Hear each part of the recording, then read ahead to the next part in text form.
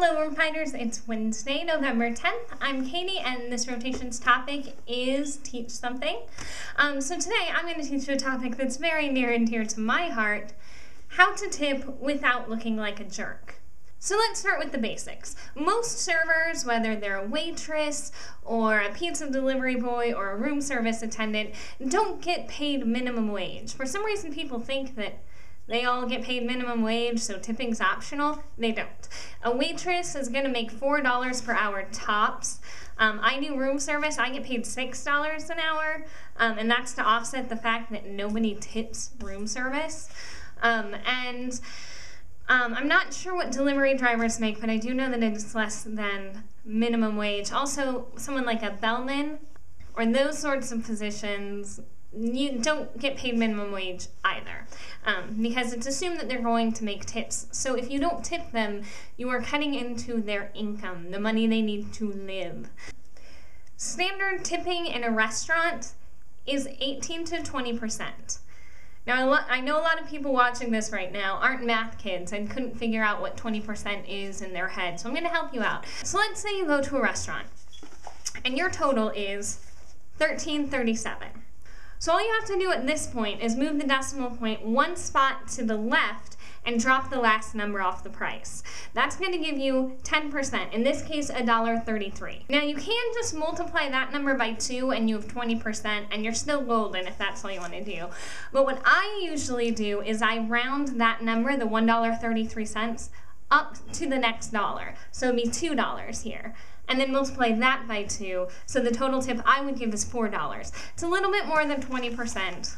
Here's the thing though, you never tip less than $2. There are situations where you go into where the 20% is going to be less than $2. Sometimes it's less than $1. You never want to tip less than $2. It just makes you look cheap because you're paying for the service, not necessarily for a percentage of the food. So let's say you go to IHOP to study for exams and all you get is a cup of coffee and your total bill is $1.50. Well, a 20% tip on that is going to be 30 cents, which that's really not a tip at all. In that case, you should still tip $2, even though that's more than what your total was. Though if you go somewhere and get something for free, like when IHOP has free pancake day, you should still tip based on the amount that meal would have cost, even though it's free. You're tipping for the service, not based on the food price. So what about in the case of bellman? Someone's helping you with your luggage to your room. I would say start with $2 and add $1 for each additional bag. And if you have an oversized bag, like one of those huge body bag size suitcases, start with $4. Another thing that tends to confuse people is a service charge or a delivery charge, because they wrongly assume that that's a tip for the delivery person. It isn't. If it doesn't say the word tip or gratuity, it's not a tip. A service or delivery charge is essentially a convenience fee. You're getting charged for it being delivered to your house instead of going in to get it yourself. Now wait just a hot second, you might be saying. What if you get terrible service? Shouldn't that come out of the tip? Shouldn't we use that to demonstrate that you want better service? And that's kind of at your discretion. I would say that people are far too easy to take things out of the tip. Quite often, it's not the server's fault. For example, if your food is prepared incorrectly, that wasn't your server, that was the chef that messed up. And sometimes bad service isn't even the server's fault.